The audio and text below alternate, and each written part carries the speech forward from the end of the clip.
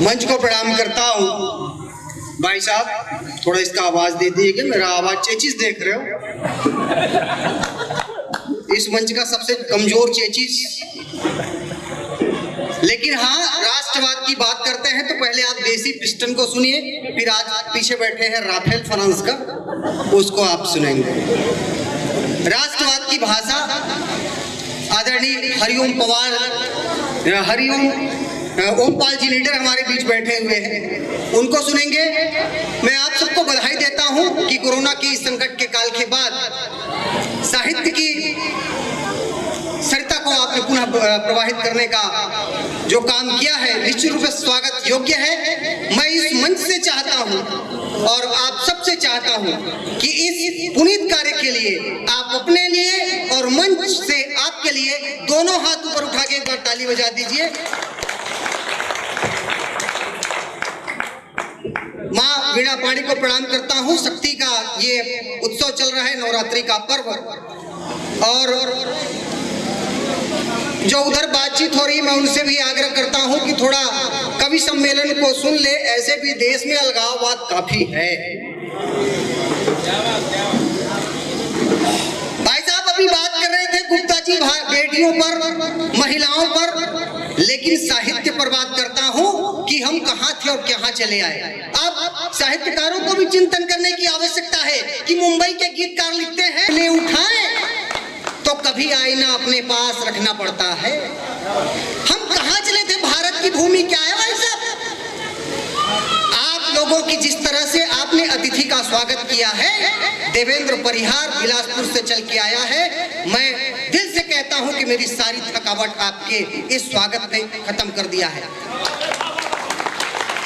हम कहाँ चले थे, एक आईना दिखाना चाहता हूं, माताओं को प्रणाम करता हूं कि दरवाजे पर आप क्या लिखा करते थे और कहां पहुंच गए। भारत की अपने दरवाजे को केवल याद करना कि दरवाजे पे आज आप क्या लिखते हैं और हम क्या लिखते थे।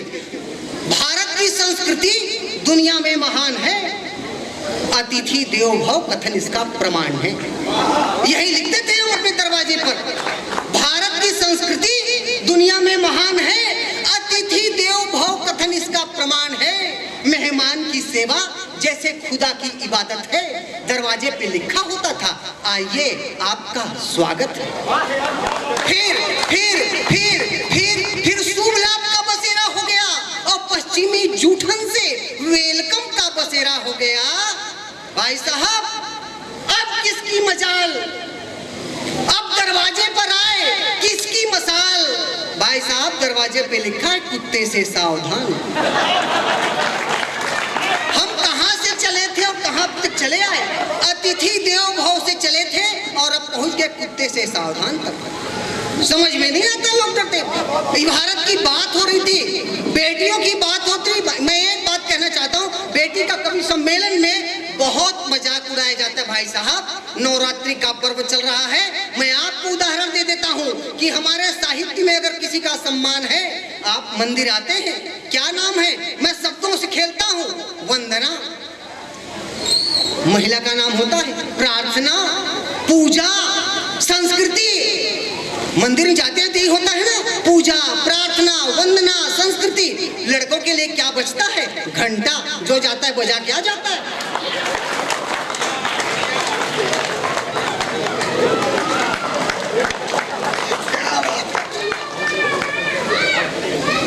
भाई साहब ये हमारी नारी शक्तियां है, मैं सम्मान करता हूँ, इतिहास की पंक्तियों से आपको सम्मान करने की कोशिश करता हूँ। बेटी क्या है, बेटी आन बान शान, बेटी घर की है मान, गूंजे की लिकारी घर स्वर्ग कर देती है। मोगरा गुलाब जूही चंपा और चमेली बेटी इठलाती अंगना सुगंध भर देती है। तो कल्पना किरण दीपा साइना सुनीता चंदा, साक्षी मेरी काम कीर्तिमान रच देती है। तो पन्ना धाई जीजाबाई हाड़ा रानी झलकारी, बन लक्ष्मी बाई रण ये तो बढ़ जाती है, बन लक्ष्मी बाई रण ये तो बढ़ जाती है, बन लक्ष्मी बाई रण ये तो बढ़। भाई साहब ये है हमारी बेटियां। ये कवि सम्मेलन में आदरणीय बाबूजी, एक कवि ने हमसे पीछे से छेड़ दिया, कहा नारियों के बारे में आप बड़ी बड़ी बातें करते हो, इतिहास के बारे में उठाते हो, आज की नारी के बारे में आप कुछ बोलिए। अब हमको भी हमने कहा कि माँ या ममता सोनिया हो। ताली बजा दीजिए यार, खाली क्यों बैठे? कि माँ या ममता सोनिया हो, सुषमा वसुंधरा, प्रतिभा के आगे सारा देश झुक जाता है। असीमा पार ताक झांक करता था रोज पाक, इंदिरा के झटके से पाक टूट जाता है। और हेमा रेखा जयश्री हो, माधुरी का अभिनय, गीत हो लता के पूरा देश झूम जाता है। तो नारी ही विधाता यहाँ, नारी का नमन करो, सबरी के बेर यहाँ राम जी को भाता है, सबरी के बेर यहाँ राम जी को भाता है। ये है भाई साहब हमारी नारी शक्तियाँ।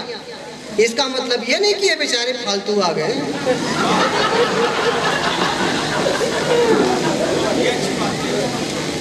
कलम जो मैं चलाऊं तो सुगम एक छंद हो जाए। कलम जो मैं चलाऊं तो सुगम एक छंद हो जाए।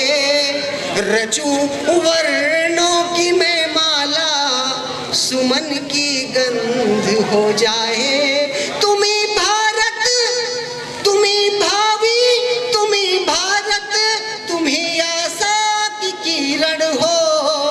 संभल जाए जवानी तो विवेकानंद हो जाए। संभल जा ये जवानी तो विवेकानंद हो जाए।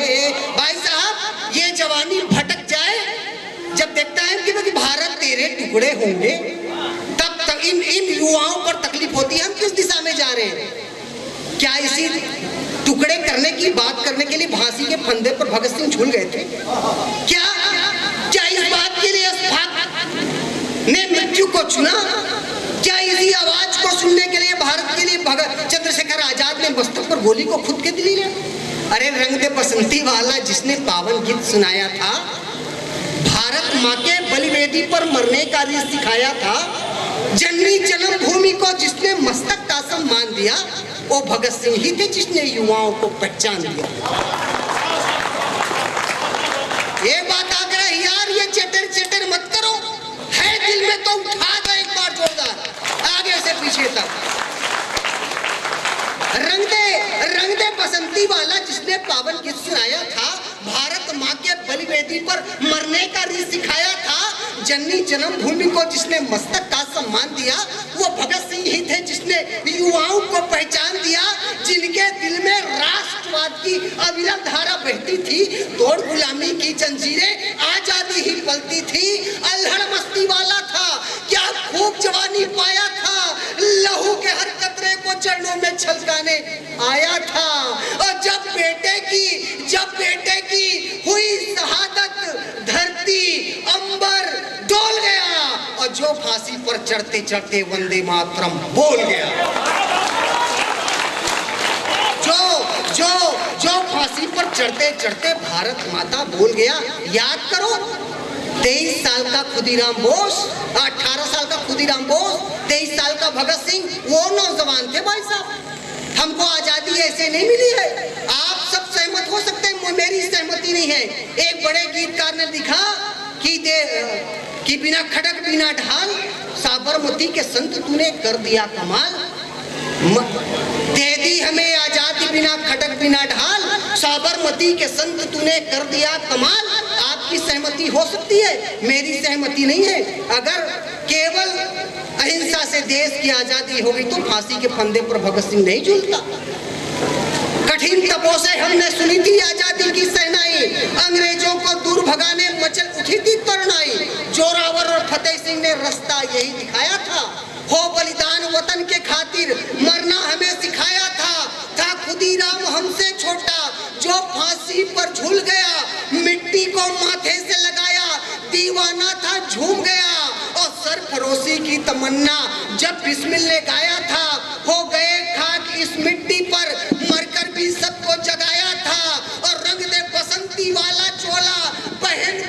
सिंह चले गए, आजादी पर मुहर लगाई, स्वयं सफर पर चले गए, और तुम कहते हो कि भारत तेरे टुकड़े होंगे, और तुम कहते हो कि भारत तेरे टुकड़े होंगे। अरे विषैले नागों के मानस पुत्र, आस्तीनों के पाले गए सपोले, तुझे जितना जहर बोना है बोले। भारत एक था, भारत एक है, भारत एक ही रहेगा। भारत एक था, भारत एक है, भारत एक ही रहेगा। और तू क्या, तेरा पूरा परिवार भारत माता की जय कहेगा। भाई साहब, हिंदुस्तान का हर आदमी देश के बारे में सोचता है। आदरणीय हुसैन साहब बैठे हुए हैं, मैं दोनों हाथ जोड़ के प्रणाम, ये हमारा संस्कार है। नवरात्रि के पर्व का मुख्य अतिथि हुसैन साहब हैं। मैं ये कहता हूँ इस मंच से भाई साहब आदरणीय कि हिंदी की भाषा और उर्दू की जुबान दोनों जब मिल जाए तो बनता है हिंदुस्तान। भाई साहब प्रणाम करता हूँ। मैं चूंकि अब कह दिया गया है कि भाई साहब टेस्ट नहीं खेलना है, वनडे भी नहीं खेलना है। अब ये कह रहे हैं कि 2020 को भी 10 ओवर में खेलना। अब 20 नहीं, अब 10 का ओवर है। ऊपर से चाय वाला, और चाय वाले को कुछ नहीं कह सकता। बजा दो यार, समझ गए तो। चाय वाले को कौन कुछ कह सकता है? पता नहीं कल ये देश का बजा दो यार। बात समझदार लोग हैं। मैं कहता हूं कश्मीर की बात हो रही थी अभी, कल 7-8 हत्याएं हुई है, और इस मंच से कहता हूं कि जो सेना पर पत्थर फेंके हाथ तोड़कर झटका दो। जो सेना पर पत्थर फेंके हाथ तोड़कर झटका दो। गद्दारी का पैसा खाए उन खातों पर पहरा दो। अमन चमन में खलल करे तो बंदूकों से टपका दो। और राष्ट्रवाद की परिभाषा को केसर घाटी निर्गाए, आतंकवाद की भाषा बोले लाल चौक पर लटका दो। आतंकवाद की भाषा बोले लाल चौक पर लटका दो। कुछ लोग खाते हैं भारत का और गाते हैं, मैं नहीं कह रहा हूं, ये आप बोलो यार। इसी तरह हम साहित्यकार, हम क्यों बोले यार? कुछ लोग खाते हैं यहाँ का। मैं म्युनिसिपली कहता हूँ कि अलगाववाद की नागफनी का अब तो ठोस प्रबंध करो, जड़ से काटो, ठूठ बना दो, ना इनसे कोई बात करो।